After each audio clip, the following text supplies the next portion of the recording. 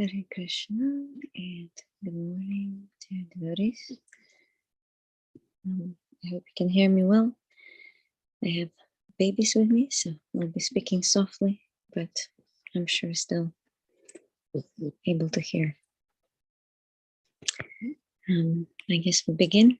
I will chant a little bit of Jai Radha Madhava and then start reading.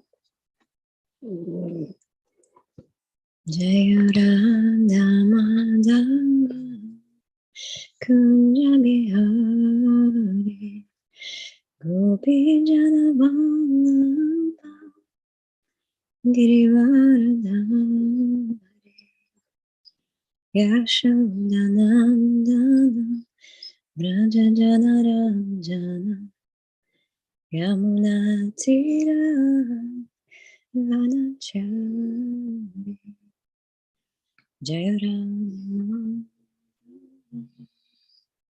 Kunja Bihari Jaya Radha Kunja Bihari Gopi Janavallabha Girivardhari Gopi Janavallabha Girivardhari Yashodanandana Vrajanaranjana Yashodanandana Vrajanaranjana Yamuna Tira Vanachari Yamuna Tira Vanachari Jaya Radha Madhava Kunja Bihari Gopi Janavallabha Girivardhari Yashodanandana Vrajanaranjana Yamuna Tira Vanachari Jaya Radha Madhava Kunja Bihari Jaya Radha Madhava Kunja Bihari Shraddha Ki Jai. Today we are reading Canto 5 of Srimad Bhagavatam, Chapter 1, Text 23, continuing the story of Maharaj Radha. And I will, for a moment, remove my video to be able to read the verses and then come back to you. Om Namo Bhagavate Vasudevaya. Om Namo Bhagavate Vasudevaya. Om Namo Bhagavate Vasudevaya. The Sanskrit verse is not in a particular rhythm, so I'm just going to read it and then the translation.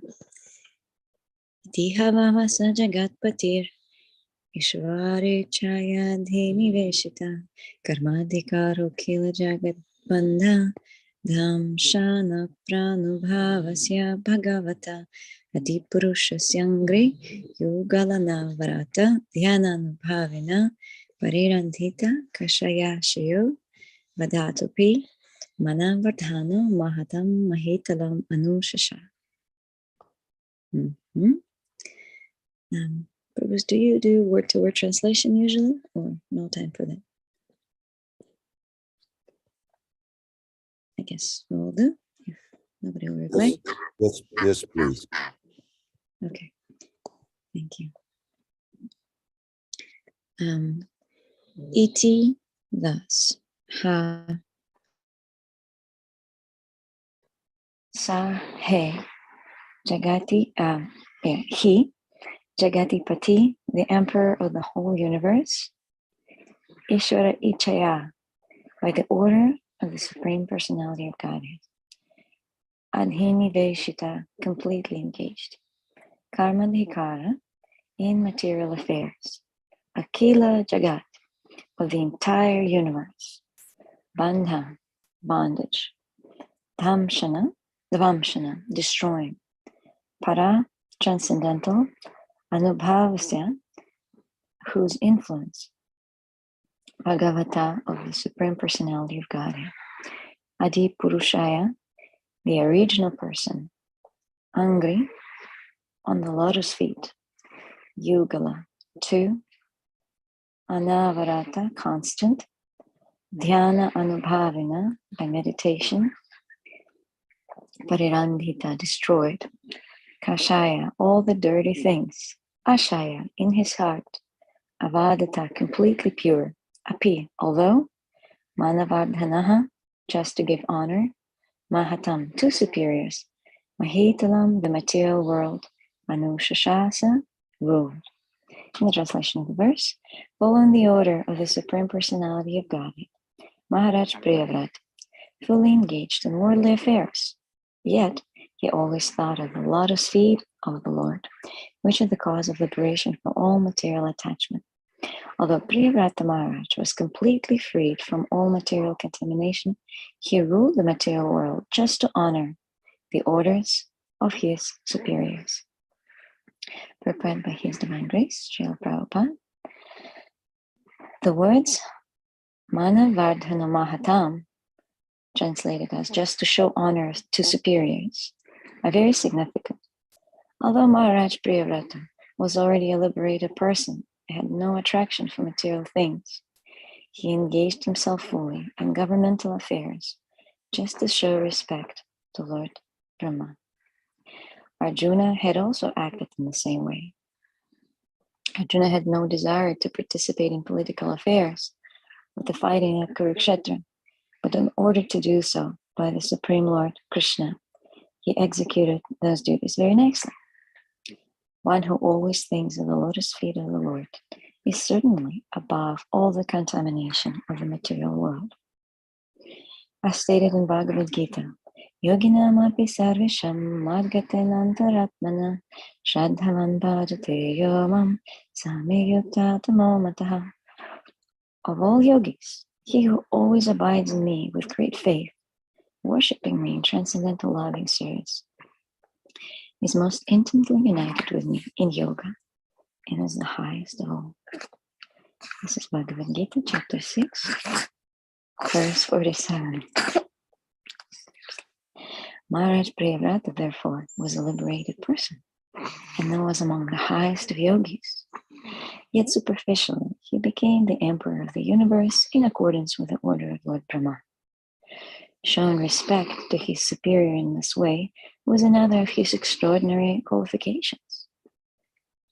As stated in Srimad Bhagavatam, chapter 17, verse 28 of Canto 6. Narayana parasarve nekutaschana bhebhyati sarga pavarga narakeshvapi tulyartha darshanaha. The devotee who is actually advanced is not afraid of anything, provided that he has the opportunity to execute the order of the Supreme Personality of Godhead. This is the proper explanation of why Priyavrata engaged in worldly affairs, although he was a liberated person. Also, only because of this principle does a Maha Bhagavata, who has nothing to do with the material world, come down to the second platform of devotional service to preach the glories of the Lord all over the world. In the proper, Om Gyana Timirandasya Gyananjana Shalakaya Chakshurumilitam Yena Tasya Shri Gurave Namaha. Jai Shri Prabhupada. Thank you for this wonderful purport. I just want to emphasize first maybe let me read the verse one more time, the translation, and then talk a little bit. Following the order of the Supreme Personality of Godhead, Maharaj Priyavrata fully engaged in worldly affairs, yet he always thought of the lotus feet of the Lord, which are the cause of liberation from all material attachment. Although Priyavrata Maharaj was completely freed from all material contamination, he ruled the material world just to honor the orders of his superiors. So I just want to emphasize at first, before I forget this point, as probably the key one in this verse is, as mentioned in the last part of the purport, that the only reason why a devotee or such a qualified person like Maharaj Priyavrata would engage in worldly affair is that they would see opportunity in those worldly affairs to execute devotional service to the Lord. And that is why very advanced devotees come to this world, not because they have issues with still getting some more sense gratification or the prestige of the position, but because they see an opportunity to serve their beloved Lord. And I think that is the only vaccine, the medicine, if you prefer that word, or the only way to really ensure the safety in this material world. We can see that there are a lot of people who have great ideas and nice motivation and maybe even nice mindset in the heart when they maybe come and start something, some great project for the benefit of humanity. And very often we get corrupted by the riches of this world, by the temptations that fame and name brings, by the status, by the so-called apparent stability that comes with power and adoration, and the prestige of being the ruler or, a very powerful, wealthy person, just like Maharaj Priyavrata. Not only he was the emperor, but he also received ample enjoyment because of that service to the Lord in his position with his family and wealth and, the abilities. We know he, later in this chapter, we will know how he shaped this system, that earthly plane in the 7 islands. And so he had plenty of opportunity to abuse that power. And yet he was fully protected because of his devotional service or the mindset. So this is a very relevant story to all of us. And I think that's why in Srimad Bhagavatam, there's this particular chapter in the place for a story like that. Maybe at first and externally, it might seem, he's just one of the powerful kings who were swimming in riches and everything and just ruling nicely. There were kings like that too, who are asuras, who are very generous. Or in Mahabharata, we'll hear, let's say like Duryodhana or something. He was very kind to the Brahmanas, or he would follow through his promises, and yet he was not a devotee. So Maharaj Priyavrata was particularly special because despite having a position, he was a pure devotee. And so it's very relevant to us because we are born with particular duty already designated and given to us, granted. And it's granted based on our body, on our geographical location and the family we came into, and the particular social and economical status that have been given to us and granted, well deserved and earned by us by previous activities, by our karma. And we're going to be challenged by it all day, every day, whether to do our duty or not. And even as we become devotees, we cannot escape the fact that we have the material body with its strengths and weaknesses, with its talents and abilities and things that may be lacking in this lifetime. And there's a set of skills that might be very, very useful and might make us very happy if we perform particular task, particular duty in this lifetime, and also might make us very unhappy if we maybe try to avoid it. So usually we, as Vaishnavas, as aspiring devotees, like to think and meditate and know that we are not obliged to any duty in this world because we are engaging in the Sanatana Dharma, surpassing all the other things owned, say, to the demigods and to the family members and our parents and the society and our children and our partners. We prefer to think that, I'm chanting my rounds and I'm living this lifestyle and following four regular principles and trying to read Prabhupada's books. And dare say maybe even doing some extra devotional service, extra than average, average devotee, right? So then I don't need to worry about anyone else and anything else. It will all be fulfilled. But also we see another example here, how despite being probably a lot more advanced than us, devotee of the Lord, Maharaj Priyavrata agreed to do something that his dad, Manu, asked him to do, because it was good time to transition. Good kings and good people of power, they understand when, it's time to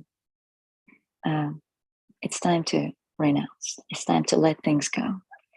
It seemed to be a prevailing problem in Kali Yuga, as we see that people of much older age in power do not like to let it go. In fact, they like to go as far as possible, as long as possible, and squeeze the least or whatever the remaining opportunities to rule, lord it over, enjoy. And it doesn't end so well for the rest of the society, because that's just, you shouldn't do that. The mind and the senses and the health and the mindset, they start to change and fail us sometimes in our duty, especially in the duty of being responsible for so many other people, being the president, the head of the country or the kingdom. And so they should probably do like Mana. But it was time, and so Maharaj Priyavrata could have done something like other devotees who are also mentioned in Bhagavatam did, like four Kumaras. Brahma really wanted them to populate the world, but they said, "Nuh-uh." Sorry, too bad. We have some other plans for this lifetime. And so they decided to remain little boys forever, which also placed them in a unique position in their devotion to the Lord. But then they see this other stories where a devotee pleases the Lord the most when he embraces his apparently questionable material duty created by the body and karma of this world. So what do we need to do as Vaishnavas? Do we just, in some cases, renounce and become free from that and transcend and commit to a social suicide, social death, as sometimes would be described? If you take the renounced order of life in sannyas, you should be considered pretty much dead by your family or your old friends and connection, because you should feel complete freedom from those designations in order to fearlessly preach Krishna consciousness, spread it all over the world, and not feel the need for comforts or sense gratification that is often necessary to all the people. A basic level of comforts and social support and sense of safety from that social circle is necessary for most of us to function. So anyway, if we don't go that way, I know that probably this is my last lifetime, and I might as well give it a shot and not engage in any activities that might even in the slightest attract me for another birth or spark another desire for anything in this material world. For most of us, it might be not a very practical path. So then what to do with our remaining material duty that comes from the body, from the birth, from what we own from our past life? I want to speak a little bit of astrology. I know maybe some devotees really like it and some devotees really don't like it and think that it just distracts people from the path of devotional service, thinking that it's fatalism and things like that. If we take that into account, the Jyotisha as a part of the Vedas, the Smriti Shastra, one of them, we can see that you definitely come with potential and the skill set that is predetermined. And then the Lord sort of gives you that free will in a way how, or the planet, you can say the Lord, his arrangement in this world from the grahas who capture the divine light or Jyotisha and affect us in their turn as the instruments of the karma, influence our desires at a certain time of a life, a certain period of our life, or manifesting diseases or enemies or great opportunities and fortunes. So all of that is there to manifest and to come. But the free will lays in how we react to it and what we do with that and what conclusions we make and what kind of character we develop from the events of our life. Many things we will probably cannot change because it's right there. You can literally see it in people's chart that there's going to be some problem, with your family relationships, or you're probably going to have a lot of traumas in your body because of this situation. And, someone more experienced can even see what exactly you've been doing in your past life. Why did you die? And what it brings into this lifetime. Anyway, it's all there. And some things, as I'm learning, you just need to embrace sometimes. Meaning, to not be so upset at your life and destiny in the situations that come in. Be more farsighted, knowing that, okay, there's a greater plan and there's particular reasons those instruments of karma come. I mean, you know all that. I probably don't need to explain to devotees that there is karma and how is the best way we can relate to it and interact with our destiny. So before I get carried out by that point in astrology and Jyotisha, yes, we just need to see how embracing our material duties with a mindset of a devotee and Krishna consciousness can really make us happy. However, running away from our duties and our nature, just like Arjuna says, it's really a struggle. And Krishna also tells him, dare I say in Bhagavad Gita, the most important essential text for us to understand and learn and live by and apply in our own life as people in society, not in the forest, is yes, you cannot really change your nature so much. You can definitely change the guna that your nature is manifested in. You can do your duties in a mode of ignorance, in a mode of passion, in a mode of goodness. It will bring real different results and sense of happiness to you and others around you, and shape a different kind of karma for you in the next life. So we can definitely change our karma, our guna, but the nature maybe cannot be changed so much. And we, I think, need to embrace it. And as Vaishnavas, use our intelligence, our very own brain with which we try to understand transcendental knowledge that cannot be substituted with anything. We can train it and show how to think by looking at other people's, let's say, commentaries or their devotional service and their behavior in Krishna consciousness or in their relationship with the Lord. But it can still not substitute our own discriminating intelligence by anything else. And we can strengthen and develop it by the help of others, by the guru, by acharyas, by uplifting association, by studies and discipline. Yes, and the practice, regular steady practice, our intelligence can strengthen. It can be strengthened by right choices. Whenever we make a wrong choice to hurt someone or succumb to lower modes of material nature, violence or anything that degrade the character, we lose the transcendental intelligence and even material intelligence. And whenever you act according to Dharma, doing the right thing, even if it seems the hardest one and most inconvenient, you not only create an external result for yourself and others, but also you strengthen your intelligence. That's like some bonus, some good bonus to act according to dharma, to do the right thing, to not to not just find most convenient way out of the situation. You actually improve your spiritual IQ that way.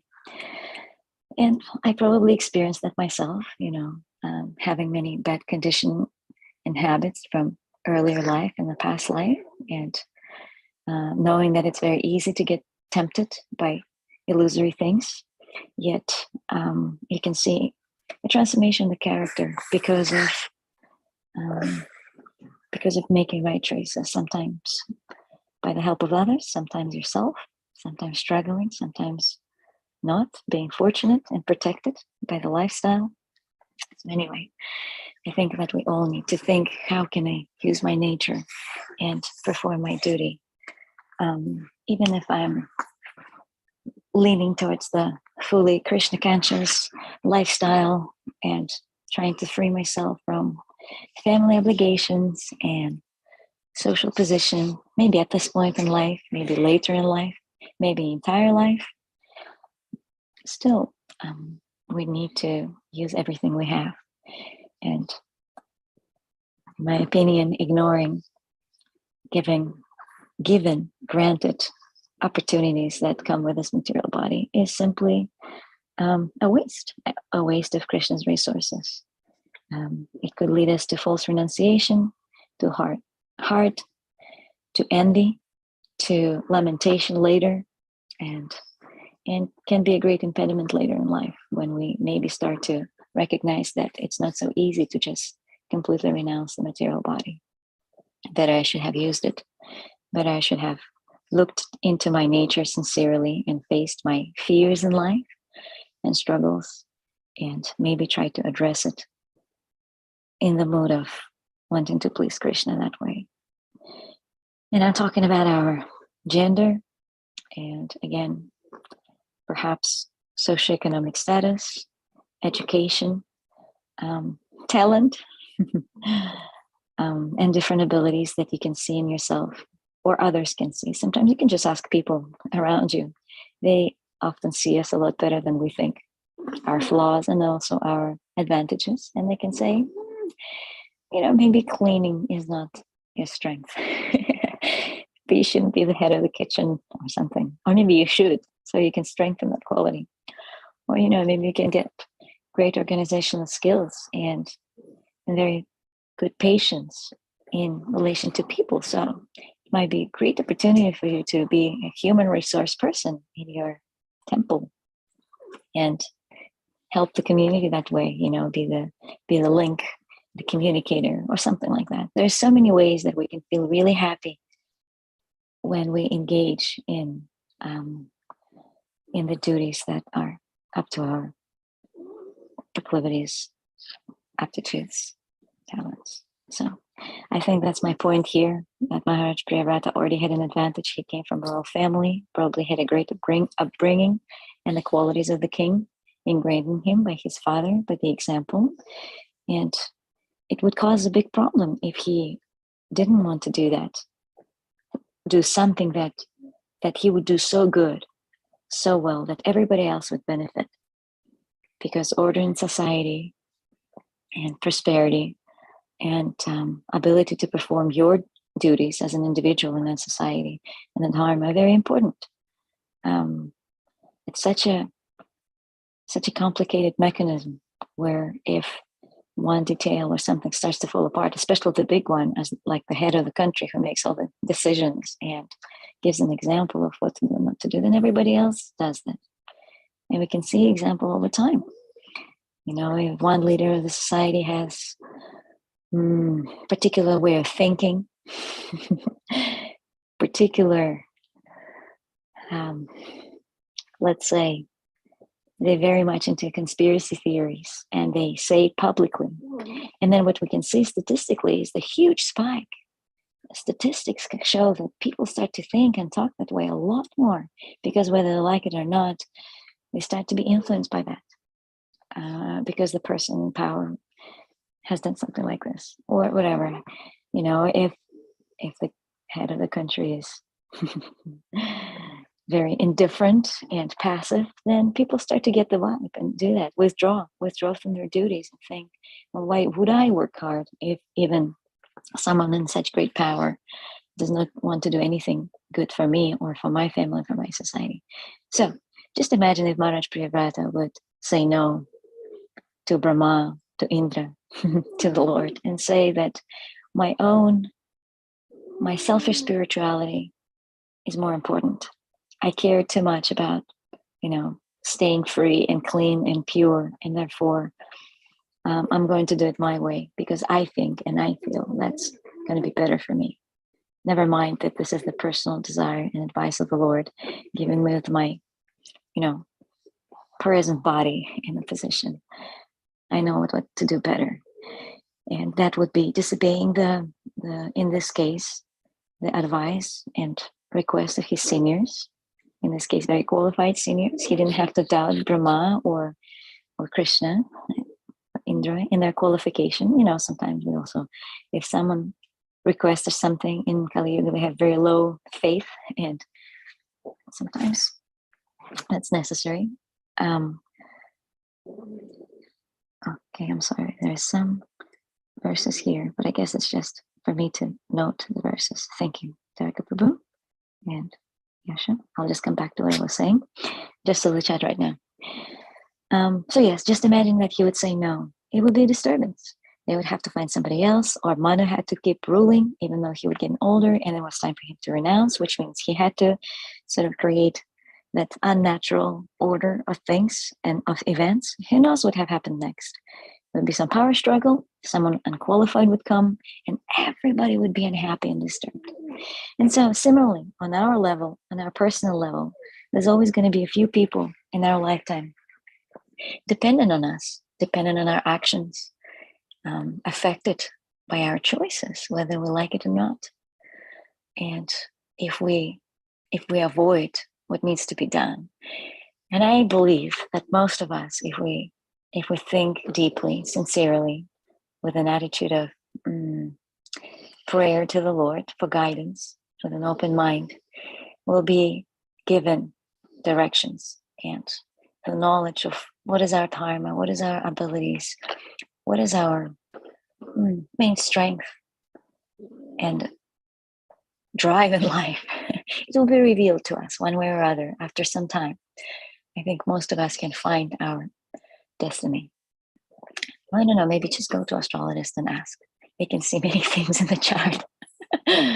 Or not. Maybe better just pray to Radha Damodar to guide you, to find you the best mission. And there are some hints that all of us can take into account as we're searching for our destiny, for the quest of this lifetime. The guidance, the cues from the Lord that are given is, yes, definitely practicing devotional service, definitely developing qualities of Vaishnava as you go about your life, definitely spreading Krishna consciousness all around the world and sharing it, sharing the rare gift that we received from Lord Chaitanya and our gurus. And in that way, thinking day and night. I remember some purports by Srila Prabhupada, either in Bhagavatam or in Chaitanya Charitamrita, where he just goes on and on, pages and pages of how we should stay completely restless at night and utilize that time when we're supposed to rest and sleep by thinking and planning and staying anxious, really. Like if you're a light sleeper, if you have kids like me and you cannot sleep all night, suffering, you might as well just stay up and think about how to spread Krishna consciousness all around the world. That's the great way to use your time. So there are some guidance already provided. There is some guidance provided by the Lord. But we can pray and say, please help me to see how exactly I can do that. What is going to be my main offering during this lifetime that not only will be successful in bringing happiness on the micro level in the society and on the bigger level, if I, have more empowerment from the Lord, I can affect much bigger amount of population, much larger population. But if not, it might be my immediate family and friends, which is plenty. All of us probably have 20, 30 people in our life who we know pretty well, or we can relate to an effect in one way or other. Or maybe more. Maybe you don't even know how many people you inspire and are affecting. You might be feeling lonely here, thinking that you're fighting this battle alone with your own mind and senses. I often feel like this, that like, I don't know if I'm ever going to make it in Krishna consciousness. The mind is just so impure all the time. And when will I ever get over this habitual, I don't know, self-destructing thinking patterns and behavior. But sometimes some people out of the blue would say something to me. I'm just so inspired, whatever. I just watch your programs or stories. Well, you guys do kirtan or something, or how you play with kids or whatever. It could be just a little thing that I didn't even think about at all as an inspirational. It seems like a chore and struggle to me, but then some persons will just say like, oh, this is so inspiring. I'm saying that because some of you feel like maybe you're not having an impact on life, but every devotee who sincerely tries to go through their stuff without giving up the practice of bhakti, the sadhana bhakti, staying steady, staying steady through up and downs too. There is a steadiness, certain steadiness even in the times of struggle when you may be not doing everything, but you're steady moving towards the ups on the level of Kanishta. That's also steadiness, just not giving up the ups and downs, and pacifying your mind, knowing that you still want to do it despite all the crazy roller coaster of our senses and things like that. So anyway, you might be inspiring so many people just by your own struggle. A lot of people inspired by struggle more than by success. A lot of people more envious of so-called easy coming success and opportunities. They think it's not deserved. They don't see all the work you put in there. Oftentimes they just envy and think that you're just lucky one and find excuses themselves. But then they see you struggle. They can relate oftentimes and appreciate and feel some sort of connection. And you can inspire a lot of people by your struggle in that quest of becoming a pure devotee. Anyway, so I think that we can get great inspiration from stories like the particular of Maharaj Priyavrata, how to embrace your nature, how to elevate it to the mode of goodness and a mode of pure goodness eventually. We all know that sattva guna, although is a bondage too, because it can make us too comfortable, too happy, a little bit too happy for material world, so that we will not really have the burning desire to love God, because it's already good enough. I'm already feeling great and healthy. But it's a great platform to jump higher out of this world to Shuddha Sattva, to pure devotional service, to pure goodness.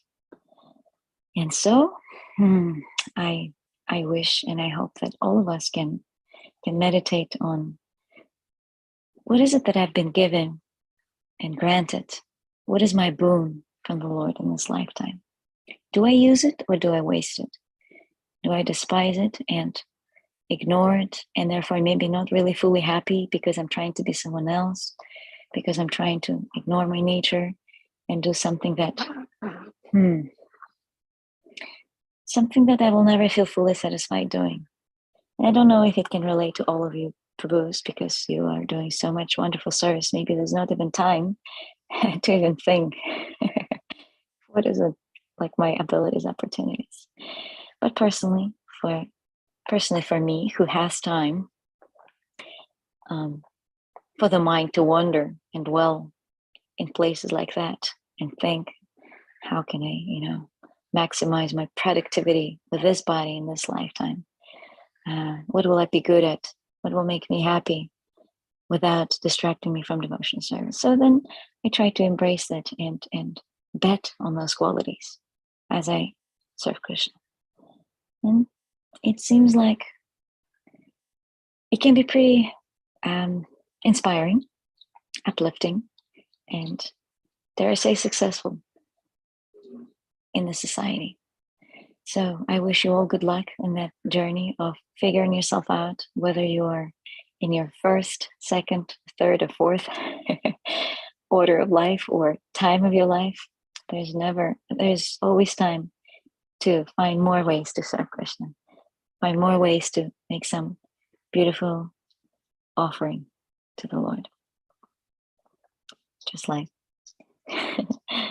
and don't be shy here, but I sometimes hear what Sarvatma Prabhu shares with Yasha and his compositions to his lords, to Radha Govinda. I assume it's Radha Govinda. Correct me if I'm wrong. And it's just so beautiful. And yet you feel Krishna conscious listening to that. If I went to another piano concert and would just listen to beautiful music, maybe it would make me peaceful, but I wouldn't think of the Lord so much, maybe, because the person had a totally different motivation. But it's just so inspiring when someone uses their talents and their good taste in serving the Lord, or how some of the devotees with very good sense of beauty and high aesthetics dress the deities. Wow. I mean, you look at this and you start to feel a strong connection in the spiritual realm. And I hope you know who I'm talking about. Didi Mataji, everybody compliments your turbans oftentimes, and I find it so beautiful and inspiring. And devotees who are serving the cows right now, you probably have very loving nature, very giving, very kind, motherly or fatherly nature. Even if you are in a male body, you can still have that caring nature that consider motherly, yes, or fatherly. Don't be offended in any way if I say something like this. And you use it. You use it to take care of someone so important and yet oftentimes helpless.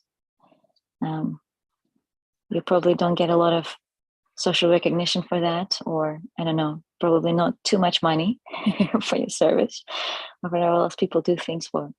But how glorious it is that you're using your kindness of your heart and giving nature to serve mother cows.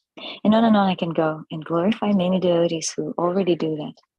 And I think we can strengthen the quality in us and make many people around us happy and fulfilled, and give them opportunities to fulfill their duty because we fulfill our duty. Now I'm thinking about being a parent and doing the duty well, so that your children can have that opportunity to perform their duties and their service to the Lord, and not just struggle for material existence, figuring out their emotions and suppressed feelings and their broken childhood, and spending most of the lifetime just kind of healing emotion before they can get to their spiritual growth. Sometimes some of us come with a lot of luggage because someone in our lifetime did not perform their duty, so-called material duty. And so they made it very difficult for us to do it. So I always think how, for me, doing my stuff well can also help others to go much further, to go much faster, to have things that I struggled with for a long time already granted and available easily. And we can see that sometimes with devotees who are born in Krishna consciousness, just the way they chant kirtan, the way they have faith in Krishna, the way they would never ever doubt the power of the holy name. It's like something that we need to, read about and practice and kind of convince ourselves sometimes. And, oh yes, kirtan, Sankirtan, that's important. Okay. Some of the people who are born with the parents who are very enthusiastic and very Krishna conscious, it's sort of like no brainer for them. They can just sleep kirtan all day and every day. They will just sleep with their mridanga and eat with their mridanga and whatever.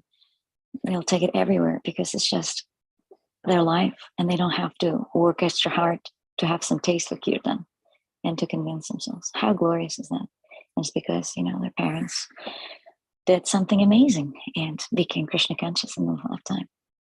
And we see other examples as well when the parents maybe didn't do so well and didn't quite understand what it means to be a parent, and then maybe the children didn't quite want to do what they've been told to do, what they thought would be a lifetime of happiness and spiritual ecstasy. Anyway, I'll finish off here with this part and turn into a little discussion on two wonderful Vaishnavas, Jagannath Das Babaji, whose disappearance day today, as well as Rasikananda Das. And will try my best to share some details of their life with you. We'll start with Jagannath Das Babaji because there's a little bit more known about him. He's a little bit more contemporary to us. He was born in Bengal, and he had extraordinary long lifetime. According to some sources, he left this world at 144 years old. Just think about that. Seems quite unimaginable. And yet he was born in 18th century, very recently.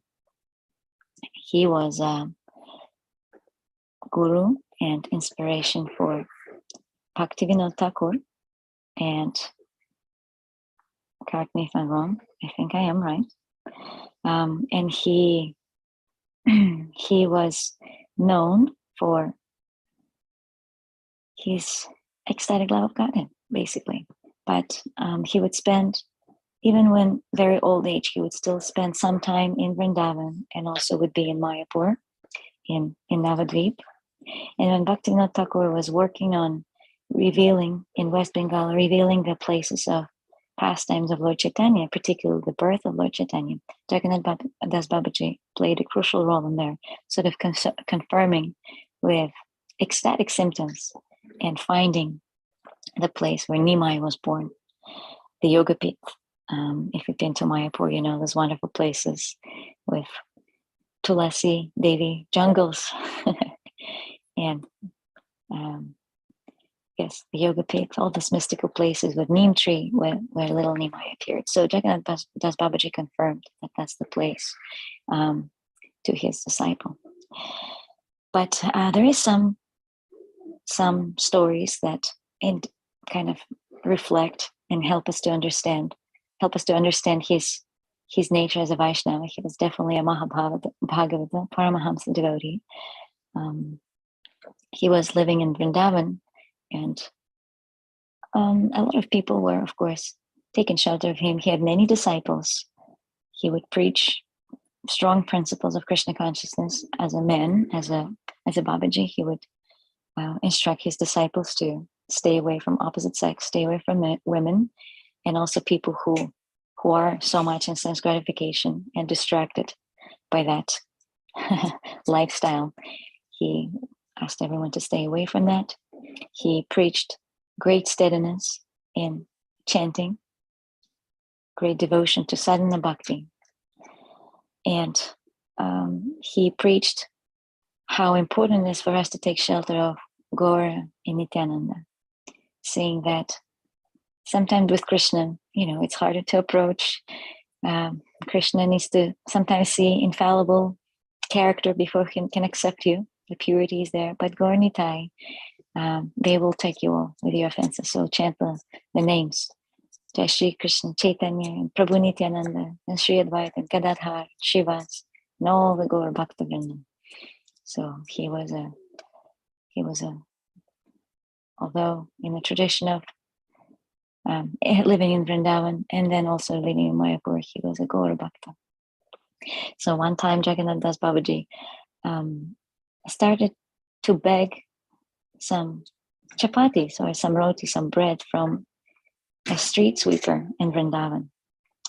And of course, we're all aware how important it is in India, especially that time, to follow certain social etiquette and order. And so a great exalted Vaishnava or a personality, a Brahmin, say, would be considered mad to take prasadam from someone apparently low and unqualified, like a chandala, or something like we say street sweeper, someone in the Shudra caste or occupation. So then there was some rumors that Babaji gone mad, and he was a little bit criticized. So his servant, who was take care of his needs and body, because he was getting very old, and in fact that servant would even carry him in the basket as they would travel and do pilgrimages and take darshans and go to Krishna Katha.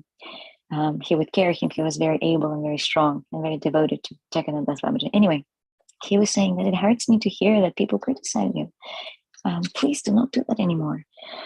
And then Jagannath Das Babaji said something quite amazing, revealing how transcendental his vision is in Krishna consciousness. He said that the dust of Raj is the most incredible, the most valuable asset of this universe and the spiritual world, with lotus feet of Radha and Krishna and all the spiritual damsels, where every speck of dust has no material price or value and can liberate anybody and grant ecstatic love of Godhead. So how can I not beg the alms or food from the hands of someone who rolls and breathes in and touches and walks on that dust of Raj all day, every day? And so when devotees who were doubtful of Babaji's mental state and thinking that maybe he's now too old to think straight, they realized how actually transcendental he is in Krishna conscious, thinking about dust of Raj and taking, offering respect and worshiping someone who all day, every day is serving the dust of Raj. So I thought that it's a very sweet pastime to think about and talk about. And another one happened in Mayapur, in Navadvip. As I said, he was traveling back and forth and spending some time in Vrindavan and later spending time in Navadvip, engaged in Kirtana. His disciple, Bhaktivinoda Thakur, he built him like a shed by the river, in the banks of Ganges, and so he was doing his bhajan there as well. And the devotees were making some prasadam for him, Mahaprasadam, actually bringing him Mahaprasadam from the deities. And there were street dogs that would oftentimes eat from that plate. And again, as devotees, as the people who know Narada Pancharatra and Hari Bhakti Vilasa and all that wonderful rules and regulation texts, we know that if even the animal, like a dog, has looked at the prasadam, Mahaprasadam, or at the offering, it is considered fully spoiled or contaminated. And yet here we come and seeing an amazing personality allowing the dogs to eat from his plate. So what is that? What is that kind of consciousness? Why is he not afraid to be dirty and contaminated and degraded by this influence of lowly animals? Well, he explained to his servant that those are not just your ordinary dogs. They are Dhammabasis. They are the residents of Mayapur. They are much more elevated than me. They were born in this place at the pastimes and appearance of Lord Chaitanya. And so they're just not your ordinary dogs. They are great devotees. Simply by being here and taking birth in such an auspicious place, emphasizing the importance of Holy Dham and the power of Lord Chaitanya, power of the Kali Yuga, Pavana. So he wouldn't eat before the dogs come and partake that Mahaprasadam with him because he treated them equally on the level of other devotees, Mayapura or Navadvipadhama Pasis. And he left this world again at very old age, when his body was quite unable, and yet his love of God was very ecstatic. In some mystical way, as we read, everything is possible by the mercy of the Lord. It's believed that he transferred his sort of a bhakti shakti, his Krishna consciousness to Bhaktivinoda Thakur, transfer his mission to serve and preach to Bhaktivinoda Thakur. And therefore we have such great lineage of acharyas that preached all over the world with their example, with their pure chanting. If any of you, or Sarvatma Prabhu, I know you have the biography, if you would like to add anything particular about the lifetime, maybe some facts or biography of Jagannath Das Babaji, please do that. One more thing I want to say, we all like our Vaishnava calendar. We all like to know when our Ekadashis are and the exact calculation. So where did that come from? I just read and was very amazed by that it is Bhaktisiddhanta Saraswati Thakur at the age of 12 was seen by Jagannath Das Babaji and requested to make Vaishnava calendar like this, to calculate proper appearance, disappearance day, the festivals, the Ekadashi, and have it all function and in place for Vaishnavas to follow. And so that was done originally by Bhaktisiddhanta Saraswati in such precision that we still use that. And it was very much appreciated by Jagannath Das Babaji. Anyway, a little bit about Rasikananda Das as well. He was born also in West Bengal, a little bit earlier in 17th century. And he was the associate of, well, sort of taking shelter and learning from Jiva Goswami as he would go to Vrindavan. His guru he was born in a nice family, and his father was king of a particular province where Pandavas, I think, were in exile early in their life. So in that area, by the river, that's where Gopi Vallapur, that's the place there. And that's where the deities are that Rasikananda Das served. But there's a very particular amazing story from him. Although he was born in a nice family, had nice parents, and were supposed to probably take over as well the rulership and certain position from early childhood, he was very Krishna conscious and prayed for the guru. He wanted to have a spiritual master. And so his spiritual master, yes, I'm sorry. Now I remember his spiritual master, Shyamananda Das, was direct associate of Jiva Goswami. And so he came to Rasikananda Das as a guru in a dream first, saying, worry no more, wait no more. At the first light of the sun, I will appear to you and I will give you initiation. How amazing is that? You're praying for a guru and your spiritual master comes to you in the dream and says, no worries, I'm coming today to your place and I will give you diksha. So Rasikananda Das, although he was married from an early age and had a nice family, he was also particularly interested in being a pure devotee and preaching Krishna consciousness. So what we know about him is that he received initiation from Shyamananda and joined him in Sankirtana mission. They were in the area of Navadvip and also Jagannath Puri, again being great devotees of Gauranga, of Nityananda.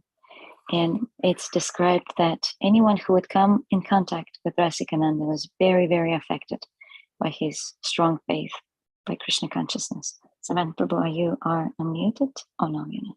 If you wanted to say something, please do add to the very short description that I've given based on my memory. But anyway, Rasikananda Das, yes, he was an ecstatic preacher of Krishna consciousness, and he came a little bit earlier. You know that Srila Baladev Vidyabhushana, one of the very famous commentators of Srimad Bhagavatam, he was in that lineage, and so his disciple had a disciple who was a guru of Shyamananda, who went as a guru of Rasikananda. So we also can see the connection here and strong desire to preach the message of Srimad Bhagavatam. He composed several ashtakams and prayers and songs of Vaishnavas that we sometimes sing. They are not very common, but one that is glorifying his spiritual master and another one glorifying Srimad Bhagavatam, and there is some more. So thank you so much, dear devotees. I apologize if I didn't leave much time for discussion or questions, but if anybody would like to say, this is my first time giving Bhagavatam here with a community of devotees over Zoom after having kids. So I went a little bit over time, but thank you so much, and all glories to Vaishnavas who gave us such exemplary life to follow and aspire for. Thank you, Prabhus, and thank you for your encouragement. Anyway, if anybody would like to say anything, let's please do that. Thank you, husband. Hare Krishna. Srila Prabhupada ki jai. Hi, Anandini. Hello. Yes, Hi, dear. Krishna. Thank you for blessing us with your presence.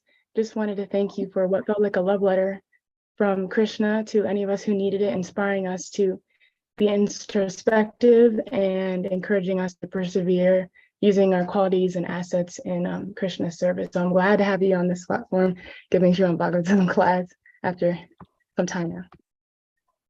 Thank you so much, dear John. I'm especially thinking of you and your nature. Looking forward for you to come to Bhakti Yoga Center and paint everything, every inch of the wall with your Krishna conscious art and vision. If in case you're wondering, how should I use my talents and strength in Krishna consciousness? So I'm looking forward to it. Thank you so much. Just joking, no pressure, but Hare Krishna. Anyway, so it seems like we all good. Thank you, dear Prabhus, for tolerating me, and all glories to your devotional service. I won't take any more of your time, and I wish you a blissful day, remembering Krishna, feeling inspired, whatever you do, and however you do it. Hare Krishna. Jai Prabhupada.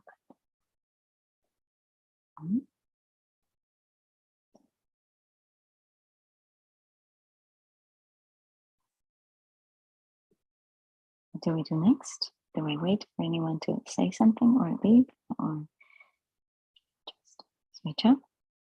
Or everyone's asleep, maybe. That's why they're not finishing the call. I probably put everyone to sleep in the class, except for Jana. But anyway, I guess. Can somebody say anything? Thank you. Haribo, thank you for class. Okay, the darshan. Right, thank you, Yashoda. Hare Krishna. Thank you. Thank you so much, Anandini. Thank you. Also, Thank you for the wonderful thank you, class. Thank you very much. Sorry, I was Hare Krishna. Hare Krishna, Prabhu, Hare Krishna, Divya, and Bhagavatam Prabhu. The entire night I was anxious to miss my Bhagavatam class, so I dreamt of Sarvatma Prabhu and Divya Mataji, and my phone dying, the battery, so I'm not connecting to the Bhagavatam class. The whole night was that anxiety that I miss it, but I guess it all happened. Now I can happily go by my day.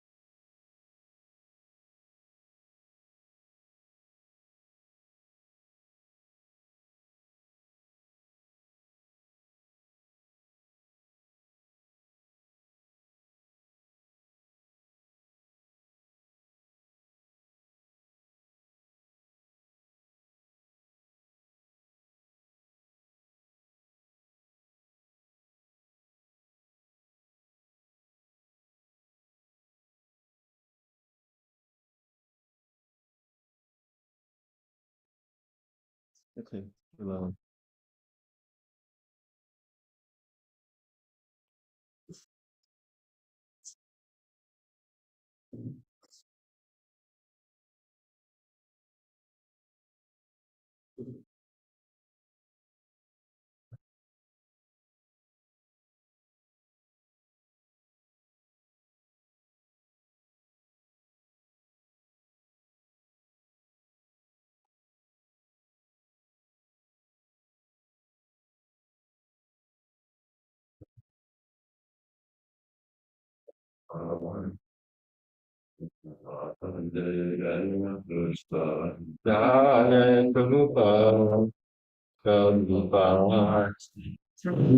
Jaya Jaya Bhutana, Jaya Prabhupada, Prabhupada, Prabhupada, Jaya Jaya Prabhupada, Jaya Jaya Prabhupada, Prabhupada, Prabhupada, Jaya Jaya Prabhupada, Namo Vishnu Krishna Pristaya Bhutale, Srimate Bhakti Vedanta Swami Dinamine Krishna Krishna Bhutale Srimate Bhakti Vedanta Swami Dinamine Namaste Saraswati Deve Gauravani Prachadne Nirvishesha Shunyavadi Paschatya Dishatadine Namaste Saraswati Kora Nirvishcha Nirvishesha Shunyavadi Paschatya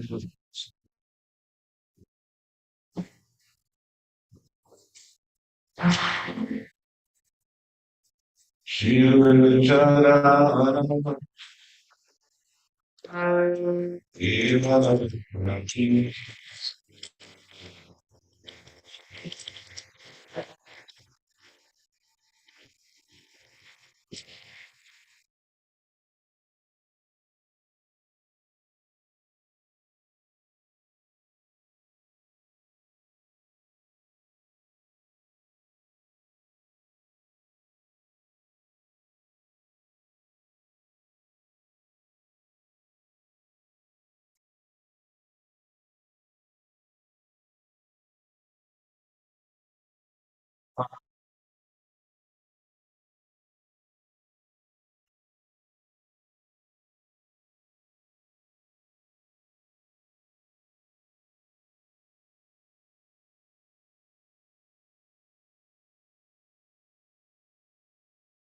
Krishna Bhakti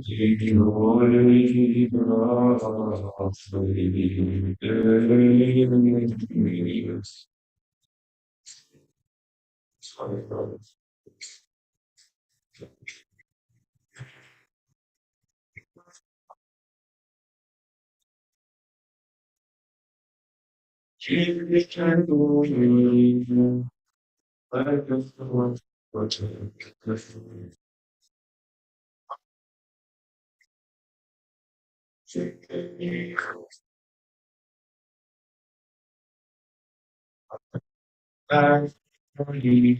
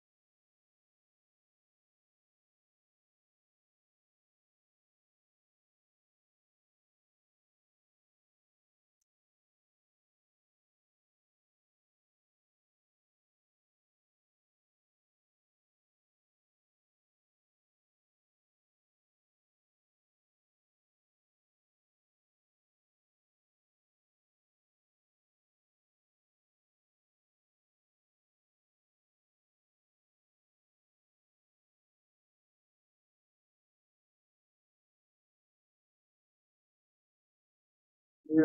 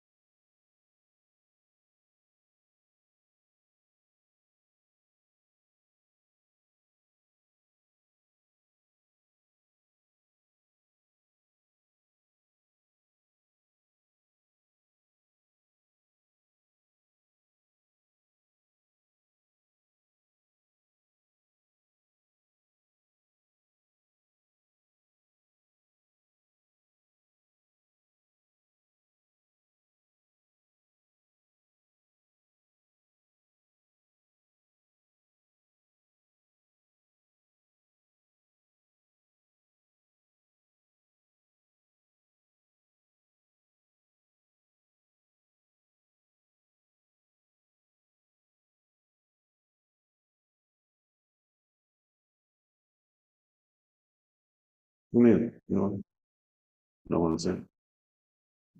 Jaya Radha Damodara Radha Damodara Radha Damodara Radhe Radhe Jaya Radha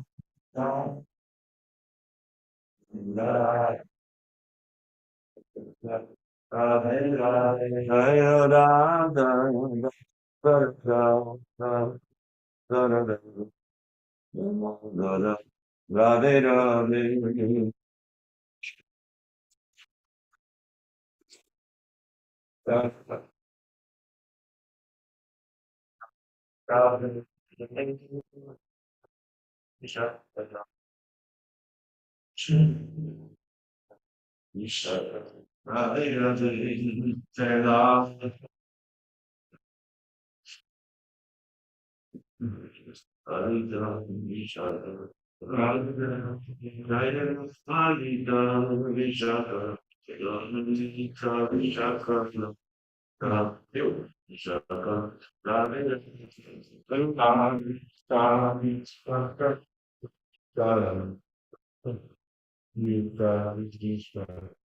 Radhe Radhe Jai Radhe Nitai Gora Sundara Nitai Gora Sundara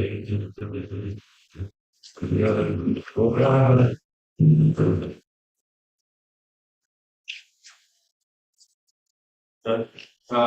Nitai Gora Sundara Radhe Gora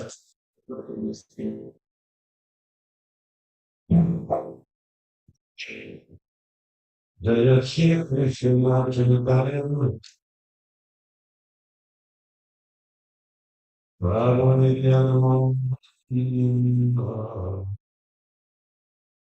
Jaya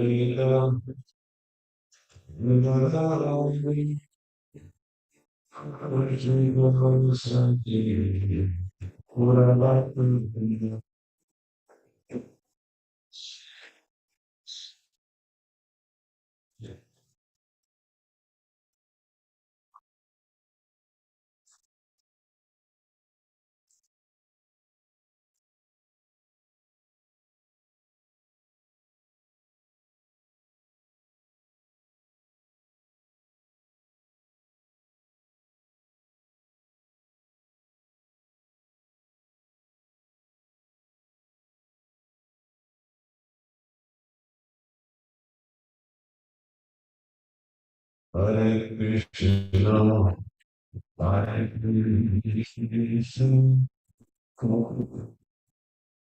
Krishna Krishna,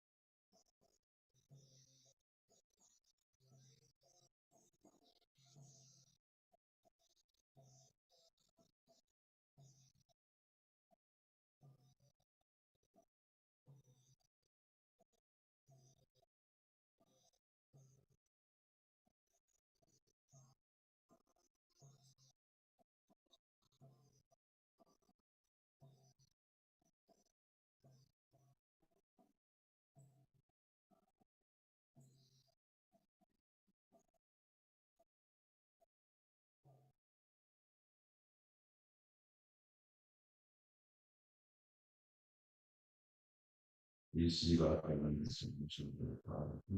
I struggle with liberare cioè situazione ci bisogna ce la va a fare se so che ci sono tutti un po' chi come si parla non si può liberare cioè si per stato ci easy one English Jagannath astrology Maharaj ki Jagannath astrology Maharaj Chiluba ki Ananda Koti Vaishnava Pinda ki Isnu Ki Kamala Church to Parabi Nama Acharya Nandidasi Purabi James to which Krishna Chaitanya Prabhu Nityananda Shri Advaita Prabhupada Shri Guru Prabhupada Israel Krishna Guru Vinashra Kunda Kunda Devo Dana Krishna Ram Deva Ram Deva Deva Ram Puri Giri Swami Ki Literale chi dice da chi è la Shakari, chi è la Sundar, chi è la mai di una mai prima, chi devi dire, si va di tu, si devi dire, ma non sono più di mi dai europei, non sono da per le Oh, glory to the simple Muti, so glory to the simple Muti, glory to the simple Muti, so glory to the leadership.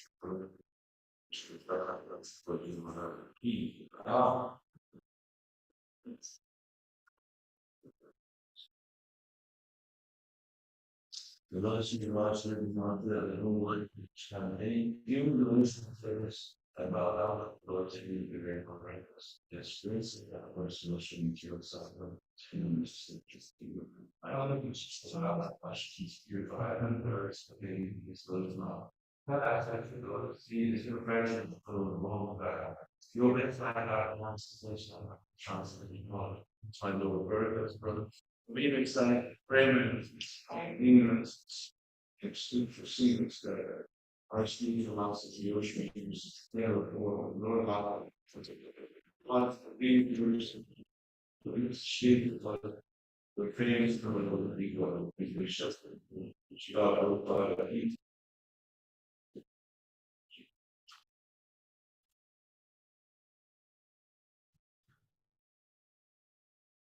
rolling.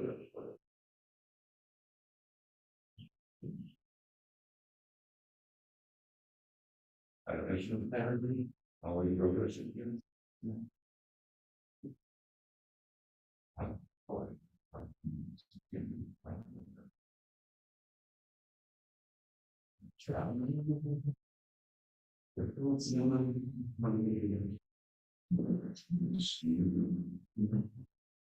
Hare Krishna, dear souls, wishing you a splendid Krishna conscious day. Thank you, you too. Yeah.